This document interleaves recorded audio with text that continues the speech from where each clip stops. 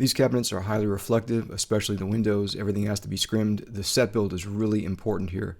Each individual item ends up being a series because we need multiple angles, functionality, and sometimes parts that aren't available need to be added or taken off, which means there's a lot of post-production involved in a project like this. I want a really high quality image base to start with. I don't want to have to recreate a bunch of things in post, and so I'm going to give myself plenty of options to sample from while we're there, and that'll make my life much easier later on. I'm using a Sony a7R II with 3 Sony Zeiss zoom lenses. I'm shooting into Capture One Pro tethered into a MacBook Pro.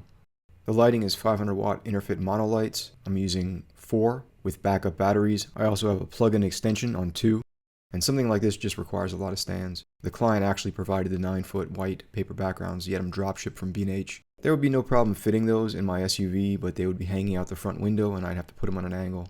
My rock and roller multi-card is pretty much maxed out here. This setup is from a previous project a year ago. It's just bigger and easier to see as an overall example. We have 4 heads, 4 corners. The item is basically surrounded with white. Now we're going to move that white around as we need to. And sometimes we have to take it out altogether to see into the windows without glare, or actually just put a black scrim in front of those windows to save time, because a polarizing filter is kind of inefficient here.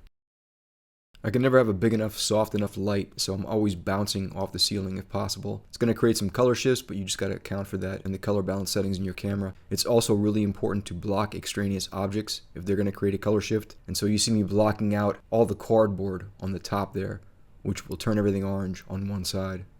By now you've already noticed I'm shooting through a cutout to maximize the white reflectiveness from the front. That's a 24-70 right now.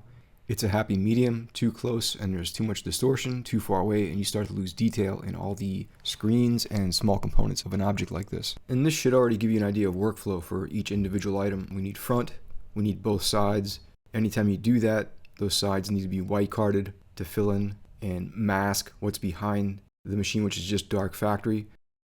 Then we need to replace the solid door with windows and shoot it again, front, both sides, at a 45, with product in and empty.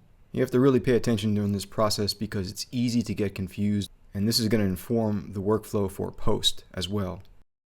These are the PSDs that I'm creating all the variations from each angle, solid door, and windows. And I'm including these PSDs in the final delivery so the designer can use them for whatever she needs whenever. The individual JPEGs I'll flatten and make them 17 by 26, and I'm going to combine what was actually 6 hours of post into about 6 minutes and include that here, and you can check it out if you want to.